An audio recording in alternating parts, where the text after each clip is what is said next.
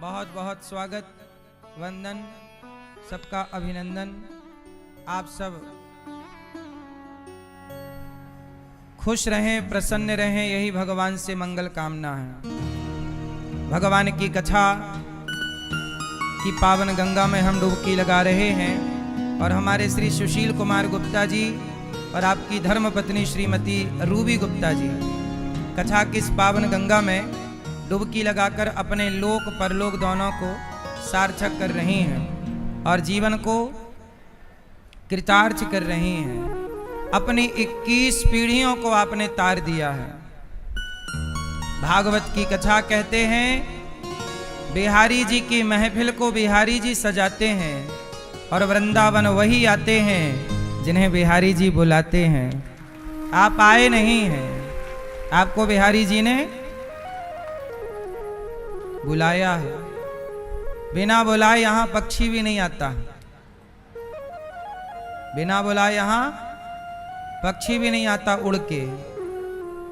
इसलिए तो कहा, वृंदावन की महिमा प्यारे कोई ना जाने, प्रेम नगरिया मनमोहन की प्रेमी पहचाने।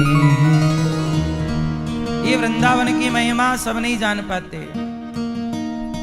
धन्यम वृंदावनम तेन भक्तिर नृत्यति यत्र चा। ये वृंदावन भगवान का धाम है। भगवान की इच्छा हुई कि आप यहाँ आए और आप कथा सुने। जब आप पर भगवान की नजर पड़ी तो भगवान ने अपने पास बुला लिया, यहाँ आओ मेरे पास। और आपके साथ ये परिवारी जन आपके आए और सबका मन भगवान में लग रहा है और आप सबका कल्याण कर रहे हैं। बहुत बड़ा पुण्य आपने कमाया है। आपके पुत्र प्रद्युम्न गुप्ता जी, आप भी कथा सुन रहे हैं। छोटा बच्चा है और आप भी कथा सुन रहे हैं। छोटे छोटे बच्चों को भी इसी बहाने माँ बाप को कथा सुनवानी चाहिए। भागवत में आप आओ, बच्चे आए, बच्चे भी सुनेंगे, वो भी कुछ सीखेंगे। आप नवी मुंबई से आए हैं और कथा सुनते सुनते ही आपके मन में भाव जागा। टीवी पर कथा सुनते सुनते हम भी भागवत कराएं। और देखो, भागवत सुनते सुनते भागवत कराने का मन आया। तो जब आप भागवत सुन रही थी तब आपके हृदय में भगवान विराजे थे। भागवत जी में लिखा है, शुश्रू शुभिस्तक्षणात्। जब आप भागवत सुनते हैं उसी क्षण, जब भागवत सुनने का मन करते हैं उसी क्षण आपके हृदय में भगवान प्रकट हो जाते हैं।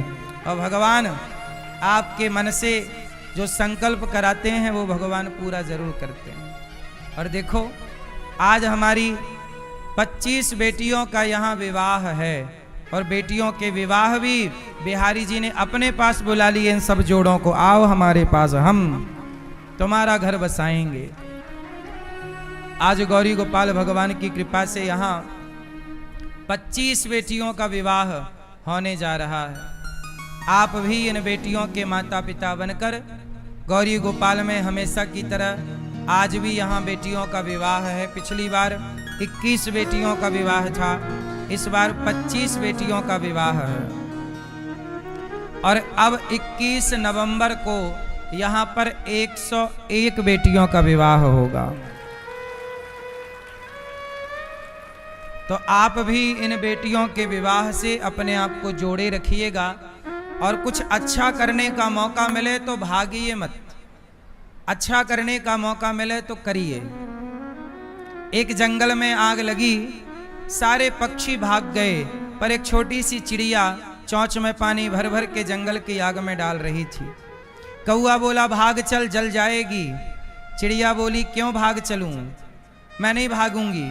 तो क्या कर रही है? बोले, मैं जंगल की आग में पानी डाल रही हूं। कौआ हंसा, क्या कर रही है? पानी डाल रही है, क्यों? चिड़िया बोली, मैं जंगल की आग को बुझाना चाहती हूं। कौआ हंसकर बोला, पगली, क्या तू जंगल की आग को बुझा पाएगी? तेरी चोंच में इतना पानी है। चिड़िया बोली, कौआ बात तो सही है, मेरी चोंच में इतना पानी तो नहीं है कि मैं जंगल की आग बुझा सकूं, लेकिन जब भी इस जंगल का इतिहास लिखा जाएगा तो मेरा नाम भागने वालों में नहीं, बल्कि आग लगाने वालों में नहीं, बल्कि आग बुझाने वालों में लिखा जाएगा। मैं भागी नहीं, मैंने इस जंगल की छाया ली है, दाना पानी खाया है, मैं इसे जलता हुआ कैसे देखूं। इसलिए समाज की सेवाओं से, जिम्मेदारियों से भागो ना, बल्कि समाज की सेवा करो। कई लोग भाग जाते हैं, हम नहीं करेंगे सेवा माता पिता की, हम नहीं सेवा करेंगे, ये हम नहीं, हमसे नहीं होगा। भाई जिम्मेदारियां निभाना ही जिंदगी है, जिम्मेदारियों से भाग जाना जिंदगी का नाम नहीं है। चिड़िया भी चाहती तो लगी थी आग, भाग जाती, पर वो चिड़िया आग में पानी डालती रही। क्यों? क्योंकि जब इतिहास उठाकर देखा जाएगा तो मेरा नाम आग लगाने वालों में नहीं, आग बुझाने वालों में लिखा जाएगा। इसलिए आप भी अपना नाम इन बेटियों के विवाह की सेवा में लिखवाइए, वृद्ध माओं की सेवा में, क्योंकि घर से निकालने वाले बच्चे तो बहुत हैं। कुछ बच्चों ने अपना नाम अपने माँ को घर से निकालने में लिखवाया है, तो ये दास ने अपना नाम वृद्ध माओं की सेवा करने में लिखवाया है। नाम तो सबने लिखवा लिया, ईश्वर की डायरी में सबका नाम होगा।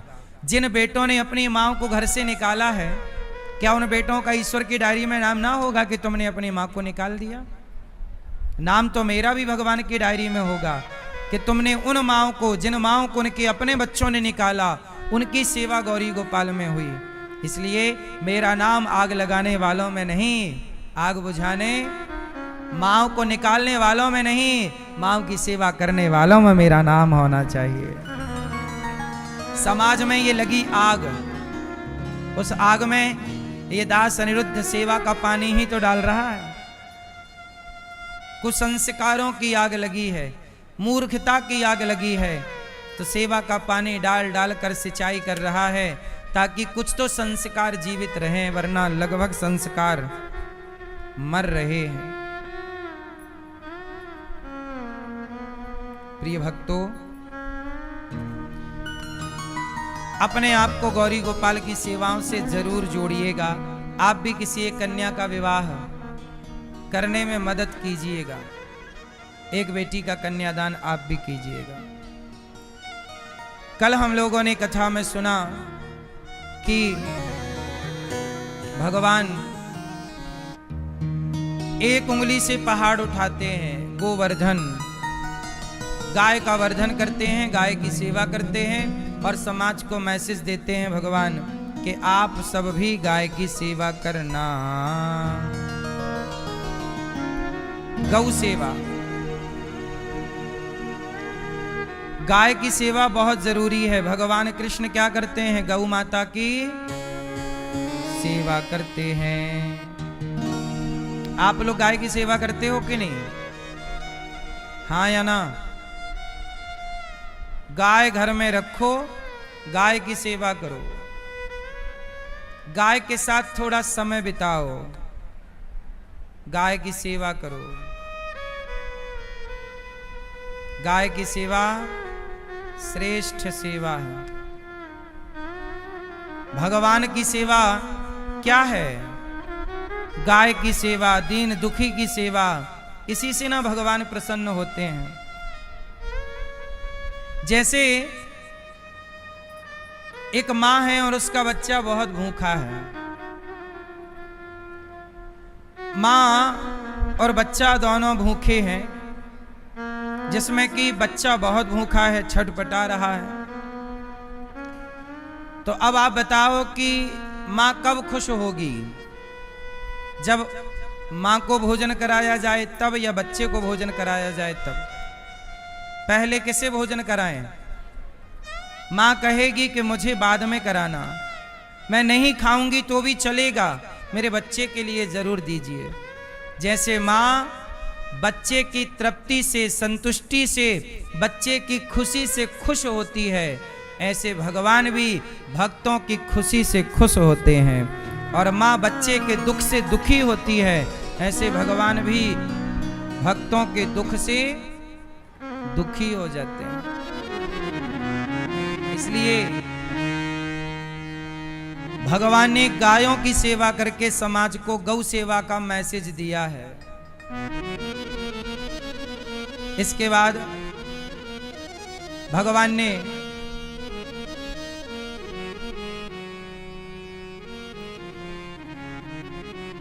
आज यमुना के पुलिन तट पर बांसुरी बजाई और गोपियों को बुलाया। भगवान पिता रात्रि शरदोत्फुल्य मल्लिका वीक्षरन्तुं मनश्चक्रे योगमायामुपाश्रितः।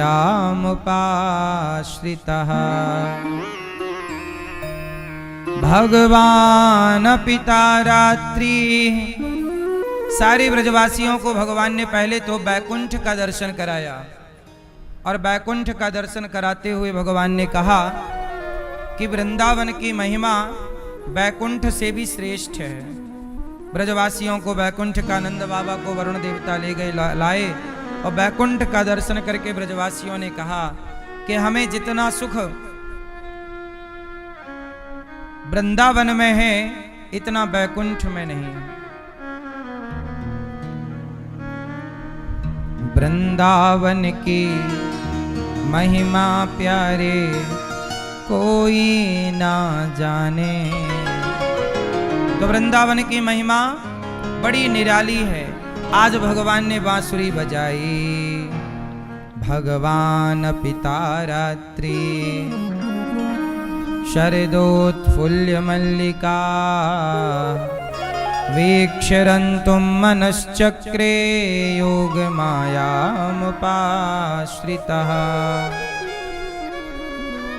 भगवान पिता रात्रि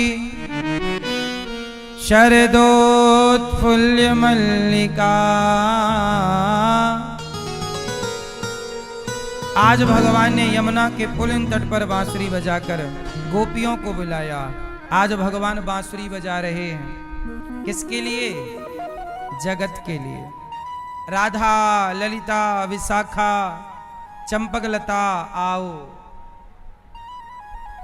मैया थोड़ा शांत रहो मेरी माँ। सब लोग चुप रहो, शोर ना करो, शांत रहो सब लोग, शांत करो सबको। मैया आज भगवान ने बांसुरी किसके लिए बजाई? गोपियों के लिए। राधा, ललिता, विशाखा, चंपकलता आओ, सब आओ, सबको बुलाया। बांसुरी बजी, गजब की बांसुरी बजती है वृंदावन बसैया की। करूं तारीफ मुरली की या मुरली के बजैया की। जहां चलता ना काम तीर और कमानों से, वहां बातें होती मुरली की तानों से। गजब की बांसुरी बजी, वृंदावन बंसी बजी, मोहे तीनों लोक। सब मोहित तो हो गए। जब बांसुरी बजी तो शंकर जी दौड़ पड़े। पार्वती जी ने हाथ पकड़ा, प्रभु कहाँ जा रहे हैं? बोले मेरे प्रभु बुला रहे हैं, मैं जा रहा हूँ। प्रभु की उस लीला में सम्मिलित होना चाहता हूँ जिस लीला का हमको युगों युगों से इंतजार रहता है। उस लीला में हम सम्मिलित होने जा रहे हैं। तो पार्वती जी ने कहा कौन सी लीला? तब भगवान शिव ने कहा कि आज प्रभु रास लीला कर रहे हैं, जो कि अनेक युगों में, मतलब बहुत युगों युगों के बाद ये लीला कभी कभी होती है। हर युग में ये लीला नहीं होती। तो शंकर जी दौड़ पड़े। पार्वती जी बोली ऐसे ना जाओ। क्यों? शंकर जी बोले मुझे जाना है। नारद जी दौड़ पड़े। पर ये सबकी समस्या ये थी कि ये सब इस रूप में जा नहीं सकते थे, क्योंकि वहां सिर्फ गोपी भाव की एंट्री थी। भगवान ने जब रास रचाए तो गोपियों को बुलाया। राधा, ललिता, विशाखा आओ। गोपी मतलब कौन? आप बताओ गोपी किसे कहते हैं? गोपी किसे कहते हैं? किसे? दादाजी बताओ गोपी किसे कहते हैं? गोपी किसे कहते हैं? हैं? गोपी का मतलब है गौ मतलब इंद्रियां। गो मतलब जैसे आपकी इंद्रियां हैं, आपकी कितनी इंद्रियां होती हैं भाई? आपकी कितनी इंद्रियां हैं? 5। आपकी कितनी इंद्रियां हैं?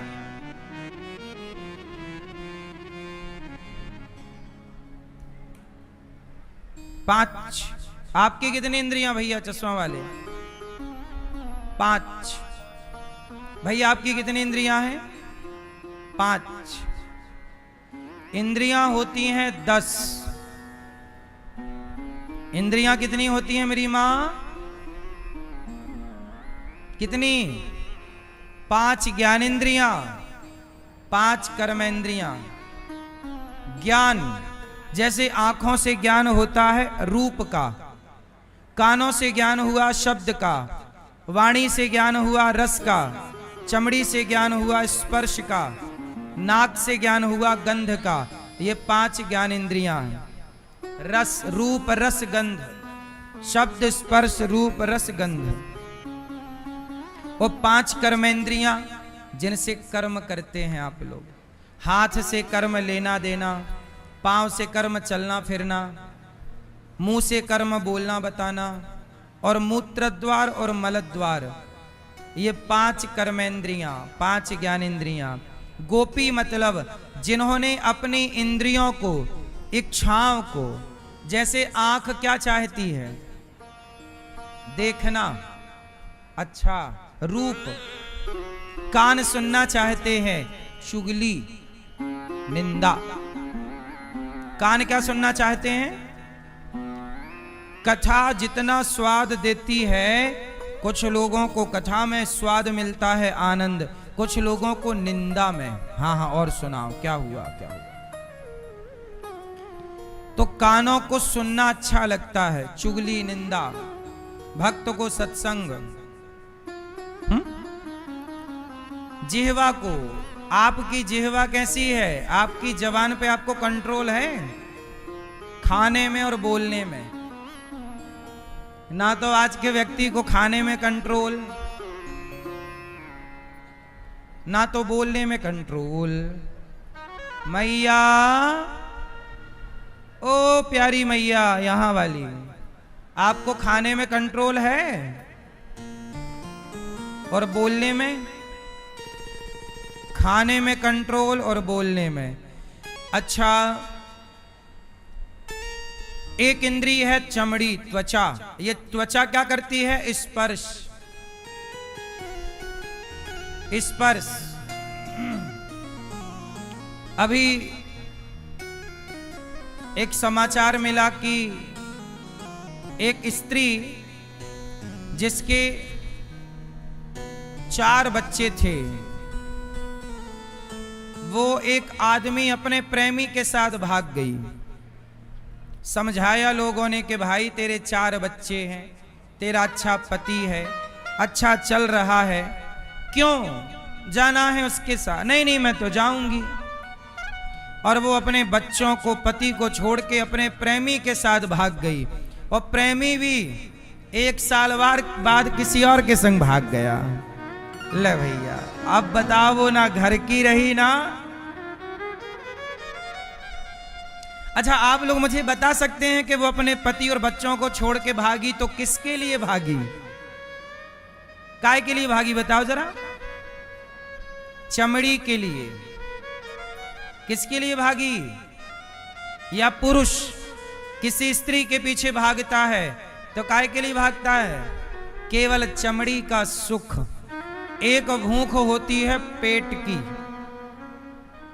रोटी खाओ, दाल चावल खाओ तो पेट की भूख मिट जाएगी, लेकिन एक भूख होती है चमड़ी की भूख।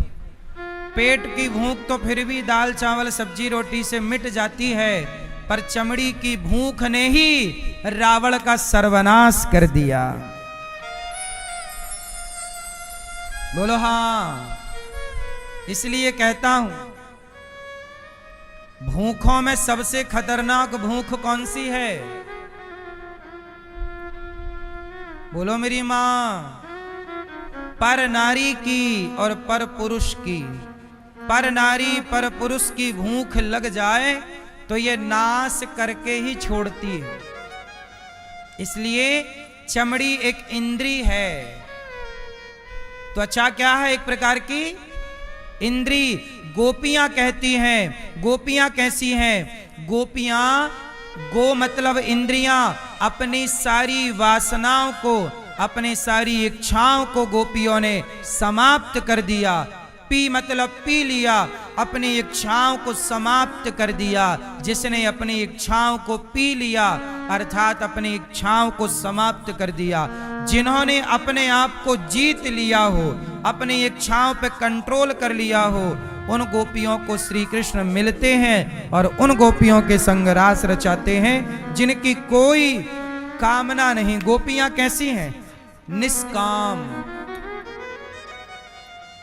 गोपियां कैसी हैं? कैसी हैं गोपियां? निशम्य गीतम तदनंग वर्धनम ब्रजस्त्रियः कृष्ण गृहीत मानसा आजग्मुरन्योन्यमलक्षितोद्यमाः सयत्र कांतो जवलोल कुंडलाः। आज गोपियों के लिए भगवान ने क्लीम बीज मंत्र छोड़ा। गोपियां काम कर रही थीं अपने घर गृहस्थी का। दोहंत्यो भी ययो कश्चित दोहम हित्वा समुत्सुकाः। एक सखी गाय दोह रही थी कि कान में बांसुरी सुनाई पड़ी। गाय वहीं, दूध वहीं छोड़ा और दौड़ पड़ी श्री कृष्ण से मिलने के लिए। एक सखी आंगन लीप रही थी गाय के गोबर से, बांसुरी सुनाई पड़ी, वहीं छोड़ा। एक सखी वस्त्र बदल रही थी कि गोपियों ने बांसुरी सुनी, वहीं सब छोड़ा। एक आंखों में काजल लगा रही थी, गोपियों ने बांसुरी सुनी, सब छोड़ करके और गोपियां भगवान की ओर बढ़ती हैं। अच्छा ये बताओ, सब छोड़ करके गोपियां भगवान की ओर जाती हैं। अच्छा ये बताओ, संसार को पकड़ना है कि छोड़ना है? उत्तर दो। जगत को पकड़ने में, अच्छा बताओ, सुख कहां है? पकड़ने में सुख है कि छोड़ने में? अच्छा आप सब लोग अपना एक हाथ पकड़ो, दूसरे हाथ से ऐसे पकड़ो, जोर से मैया पकड़ो, जोर से।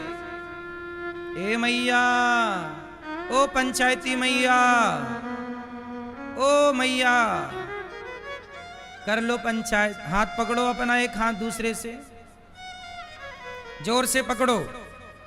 पीले भैया आप नहीं पकड़ेंगे। अब जोर से पकड़ो, कस, थोड़ा ताकत लगाओ। अब छोड़ दो। बताओ पकड़ने में ज्यादा अच्छा लग रहा था कि छोड़ने में? हाँ, यही तो हम आपको समझा रहे हैं कि संसार को पकड़ने में सुख ना मिलेगा, संसार को छोड़ने में सुख मिलेगा। सुखी होना चाहते हैं तो जगत में रहो पर पकड़ के ना रहो। जगत में रहो पर पकड़ कर नहीं, छोड़ करके रहो। कैसे?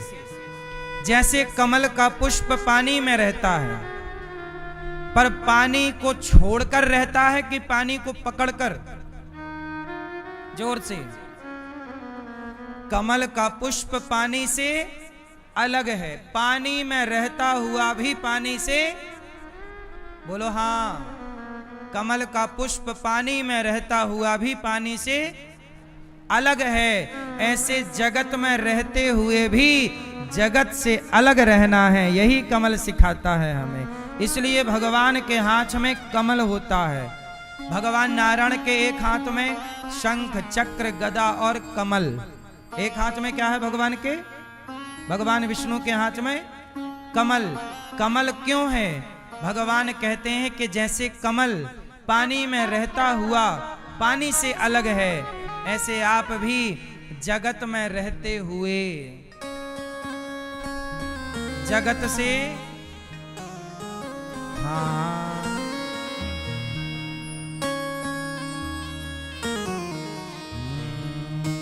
जो जग में रहूं तो ऐसा रहूं जैसे जल में कमल का फूल रहे, जो जग में रहूं तो ऐसे रहूं, जैसे जल में कमल का फूल रहे। मेरे सब गुण दोष समर्पित हो भगवान तुम्हारे चरणों में।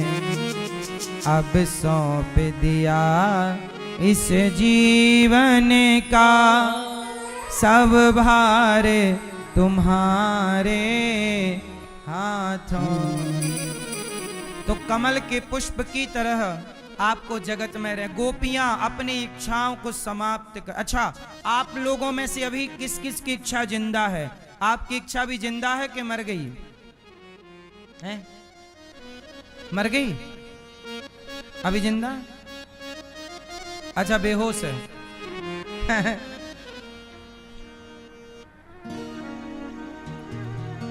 आपकी इच्छा जिंदा है कि मर गई? इच्छा, सब तरह की इच्छाएं हो सकती हैं, खाने की, देखने की, छूने की, कुछ भी इच्छा, सब कुछ इच्छाएं हैं। इसलिए हम कहते हैं कोई भी इच्छा अच्छी नहीं है, बस एक ही इच्छा अच्छी होती है। बताओ कौन सी इच्छा सबसे अच्छी है? कौन सी इच्छा अच्छी होती है भैया? पीली मैया बताओ कौन सी? पीले भैया, कौन सी इच्छा अच्छी? एक ही इच्छा अच्छी है। कौन सी?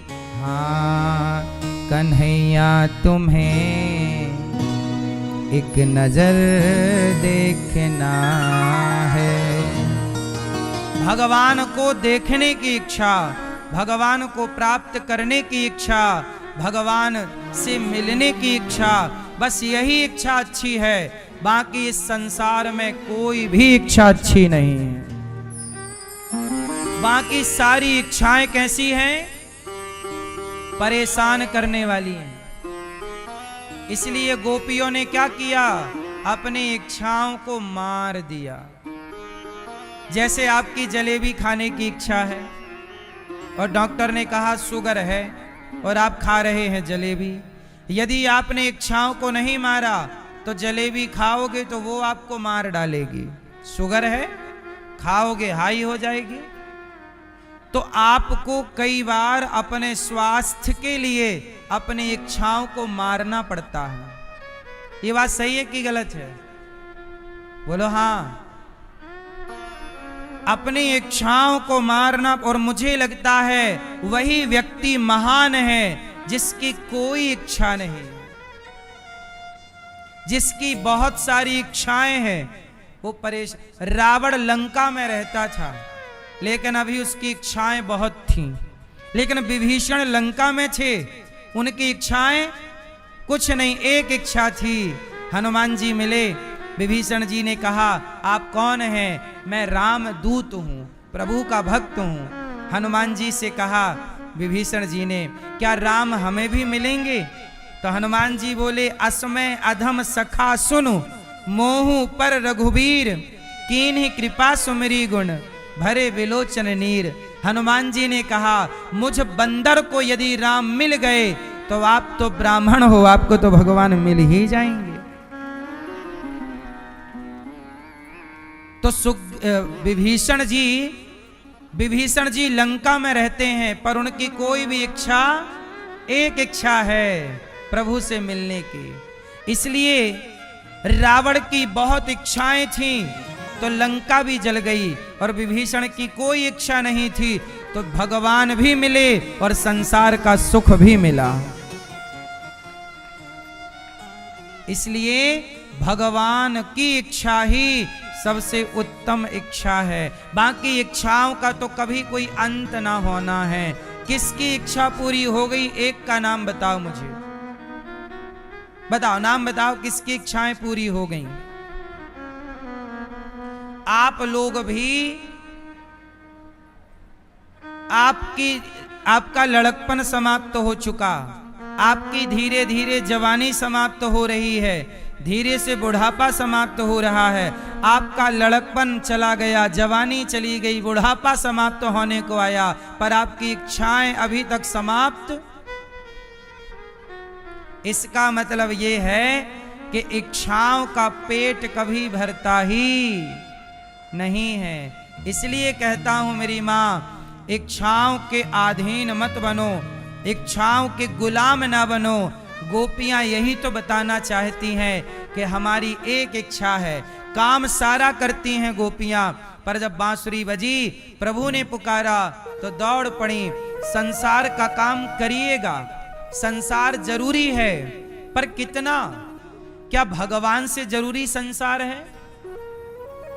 संसार का काम करिएगा, कर्मण्यवादी का रस्ते कर्म करना जरूरी है, पर कर्म से आगे प्रभु को रखना है। कर्म से आगे भगवान को रखिएगा, कर्म कीजिएगा। अर्जुन ने कर्म तो किया, महाभारत लड़े कि नहीं? पर अर्जुन ने जब महाभारत की लड़ाई लड़ी तो ये बताओ अपने से आगे किसे रखा? अर्जुन ने अपने से आगे किसको रखा? भगवान को। भगवान कृष्ण आगे हैं और अर्जुन रथ में पीछे हैं। जो व्यक्ति अपने से आगे प्रभु को रखकर कर्म करता है उसकी विजय जरूर होती है। इसलिए अपने को रखिए, अपने को रखिए पीछे और प्रभु को रखिए। हाँ, कई बार आप लोग इतने आगे निकल जाते हो। एक बार क्या हुआ, एक बहुत बड़ा रेसर था, मतलब दौड़ने वाला व्यक्ति, रेसिंग करता। वो गोल्ड मेडलिस्ट था, मतलब कई बार गोल्ड जीता, मेडल जीता उसने। दौड़ने में सबसे टॉप था, उसकी बराबर से कोई दौड़ नहीं पाता। एक दिन क्या हुआ, उस दौड़ने वाले भाई साहब के घर में एक चोर घुस गया और उसके गोल्ड मेडल उसने और उसका सोना वोना जो भी उसके घर में चोरी करी। और जब चोरी करी तो चोर भागा, तो साहब ने देख लिया, मतलब जो चैंपियन थे दौड़ में, उन्होंने अच्छा चोर तूने चोरी की, भाग, तू मेरे घर में आज गलत घुस गया, तू भाग। अब चोर भागा तो ये तो दौड़ने में चैंपियन था, भागा भागा तो इसको लगा यार चोर तो मेरे से आगे निकल रहा। तो चैंपियन भाई साहब चोर से आगे निकल गए, तू मेरे से आगे, मैं देख, आगे निकल गए। और साहब दौड़ते दौड़ते आगे गांव में पहुंच गए। तो लोगों ने कहा भाई साहब आज सवेरे सवेरे दौड़ रहे हो? अरे बोले चोर मेरे से आगे आगे जा रहा था, मुझे लगा मेरे से आगे, मैं उसके आगे हो गया। बोले घर से निकले किसके लिए थे? बोले चोर पकड़ने के लिए। चोर पकड़ में आया? नहीं, चोर रह गया पीछे, जिसे पकड़ने निकले थे वो रह गया पीछे और खुद आ गए आगे। यही हालत आज की है। जिस परमात्मा को पाने के लिए जगत में आए वो परमात्मा तो पीछे छूट गया, खुद अपने को आगे करके दुनिया में भागे जा रहे हैं। कहाँ जा रहे हैं, क्यों जा रहे हैं, पता ही नहीं, बस जा रहे हैं। आप लोग भी सवेरे से शाम तक दौड़ते हैं, क्यों दौड़ते हो? क्यों भाई साहब? सवाल कर लो एक आपसे, पैसा कमाते हो? बताओ किसके लिए कमाते हो, क्यों कमाते हो? हैं? परिवार के लिए। भाई आप पैसा कमाते हो किसके लिए? हैं? परिवार के लिए कमाते हैं। भाई आप पैसा कमाते हो, आप किसके लिए कमाते हो? जोर से, जोर से। परिवार के लिए। आप पैसा कमाते हो किसके लिए? परिवार के लिए। आप लोग उत्तर क्या दे रहे हैं? हम पैसा कमाते हैं परिवार के लिए। तो इसमें कोई नया क्या है? परिवार का पेट तो कुत्ते भी भर रहे हैं, परिवार का पेट तो बिल्ली भी भर रही है, 12-12 बच्चों को सुअरी भी पाल रही है। बोलो हाँ, तुम 2 ही ना पाल रहे हो, 4 ना पाल रहे हो, 12 बच्चे सुअरी पाल रही है। आप कहते हो हम परिवार के लिए आप कमा रहे हैं, किसके लिए? परिवार के लिए।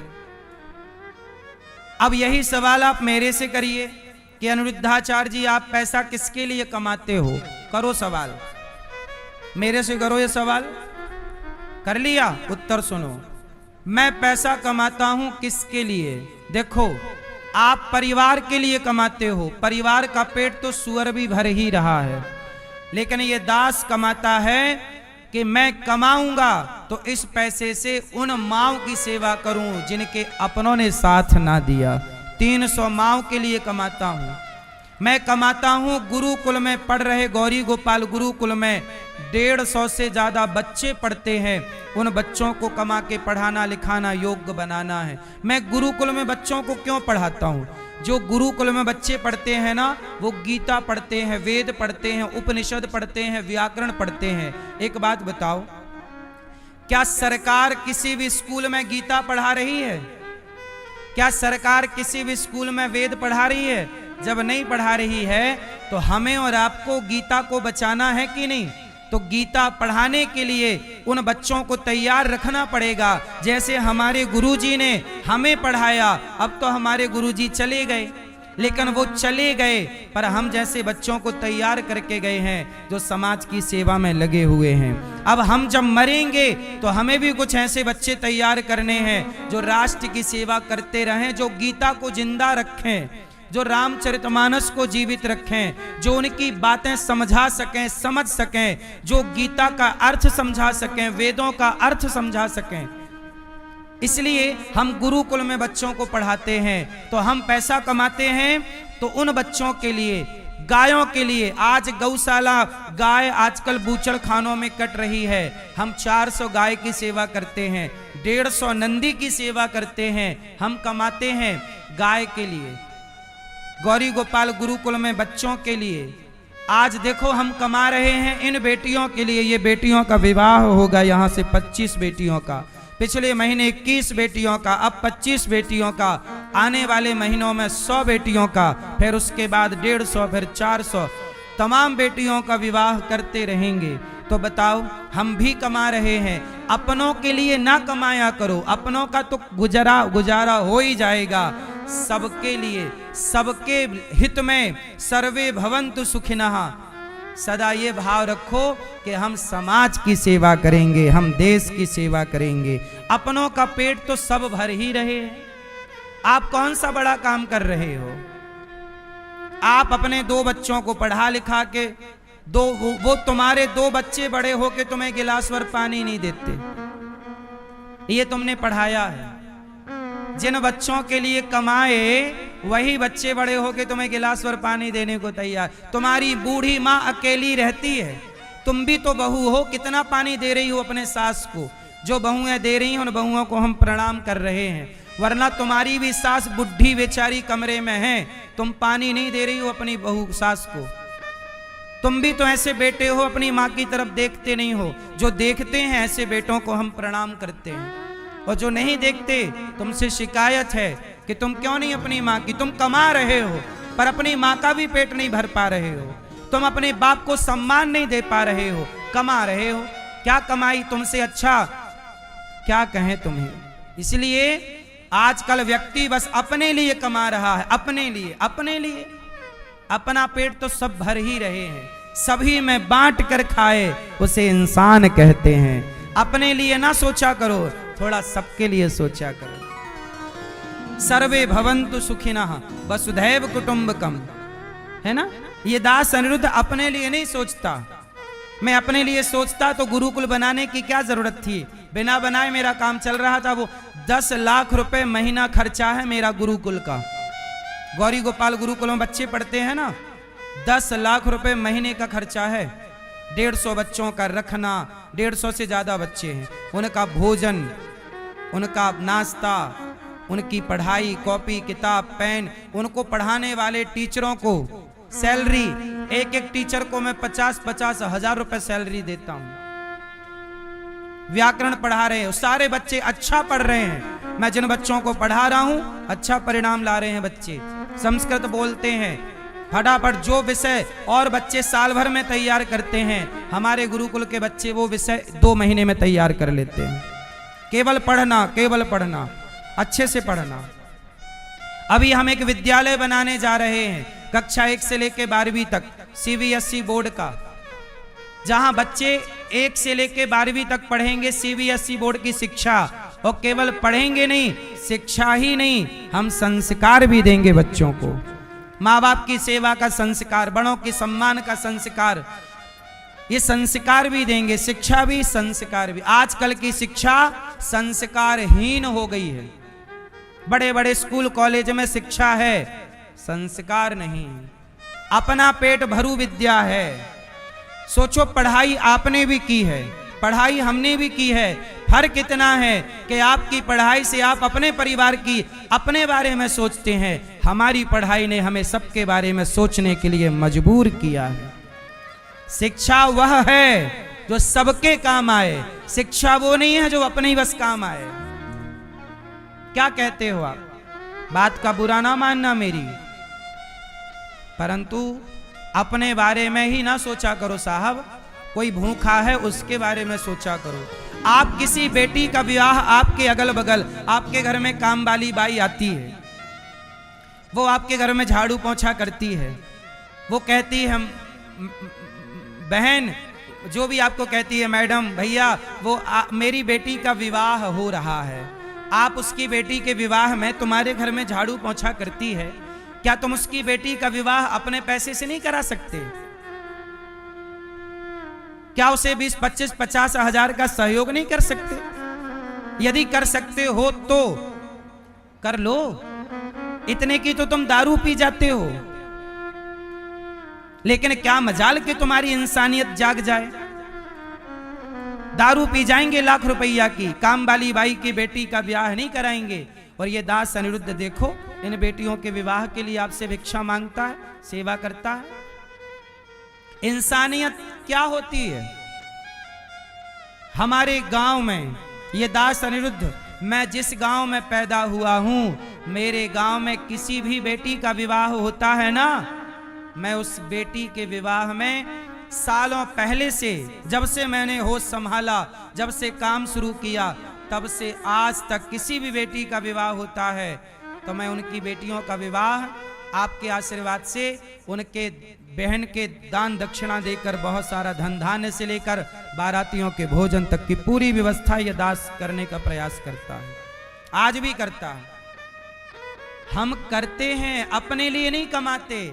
हम सोचते हैं कि मैं कमा सकता हूं, मैं कमा सकता हूं और मैं कमाता हूं, मैं कमा सकता हूं, लेकिन मैं सबके लिए कमा सकता हूं। आप कमाते हो अपने लिए, आपकी मेंटेलिटी क्या है? अपने लिए कमाओ बस। नहीं, आप थोड़ा और मेहनत कर लो ना। आपकी मेहनत से कोई बच्चा पढ़ लिख के योग्य हो जाए, क्या नुकसान है? आपके मेहनत से, आपके पैसे से कोई बेटी का घर बस जाए, क्या नुकसान है? कमा तो रहे ही हो, अपने लिए तो कर ही रहे हो, अपनों का तो पेट भरता ही रहेगा। इत्र की दुकान वाला होता है ना, वो अपने को इत्र नहीं लगाता, दूसरों के इत्र लगाते लगाते खुद महकने लग जाता है। जो दूसरों को खुश रखता है ना, उसे भगवान खुश रखते हैं। जो दूसरों के बारे में सोचता है ना, उसके बारे में भगवान सोचते हैं। इसलिए अपने बारे में सोचते हो।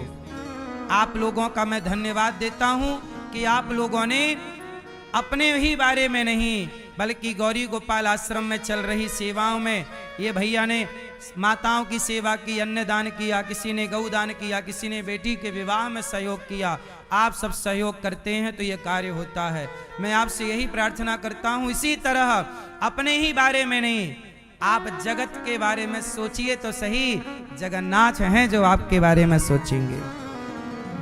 थोड़ी अपनी बुद्धि को, बड़ा पैसा कमाओ, ज्यादा कमाओ, पर उद्देश्य क्या होना चाहिए कि मैं इस पैसे से समाज की गाय की सेवा करूंगा, समाज की सेवा करूंगा, हर जीव जंतु की सेवा करूंगा, सबकी सेवा,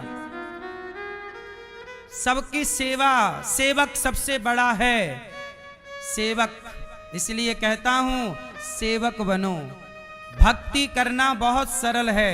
बैठो और राम राम जपो, सीताराम सीताराम सीताराम, राधा राधा, कृष्ण कृष्ण, हरिमन श्रीमन नारायण।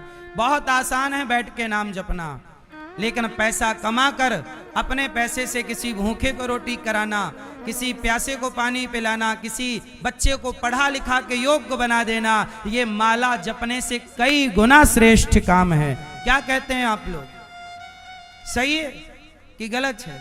आज लोगों ने कठिन काम छोड़ दिया, सरल करेंगे, बैठेंगे माला जपेंगे। माला जपो, हम मना नहीं कर रहे हैं, पर इस माला के जपने से ज्यादा श्रेष्ठ काम है सेवा। लक्ष्मण जी ने क्या पकड़ा, उत्तर दो। लक्ष्मण जी ने क्या पकड़ी, सेवा। हनुमान जी ने क्या पकड़ा, सेवा। शबरी माता ने मतंग ऋषि की क्या करी, जिनको राम मिले हैं, जिनको आज तक प्रभु मिले हैं, पता कर लेना उनका चरित्र, सेवा की है सबने। इसलिए भक्ति से ऊपर कुछ है। यदि आप कहो कि भक्ति से ऊपर क्या है, तो भक्ति से ऊपर भी कुछ है। श्रवण कुमार ने कौन सी माला जपी थी, बताओ जरा। श्रवण कुमार ने केवल अपने बूढ़े बाप की, बूढ़ी मां की सेवा की। आज त्रेता के बाद द्वापर चला गया, ये कलयुग चल रहा है। कलयुग में भी वो श्रवण कुमार हृदय में, लोगों के दिल में जीवित है, जिंदा है। किसके बल पर? इसलिए आज सेवा कोई नहीं करना चाहता। आपसे कहो कि पानी पिला दो, नहीं, हम नौकरानी हैं क्या? सेवा नहीं। आजकल ना सास की सेवा बहू करना चाहती, ना बाप की सेवा बेटा करना चाहता। आजकल लोग अपने अपने कर्तव्य का पालन नहीं करना चाहते, भाग रहे हैं सब,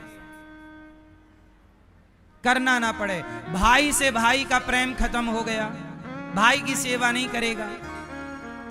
जमाने भर के दोस्त हैं, फेसबुक व्हाट्सएप इंस्टाग्राम पे देखो तो हजारों फ्रेंड हैं, पर अपने खुद के भाई से तू मैं चल रही है।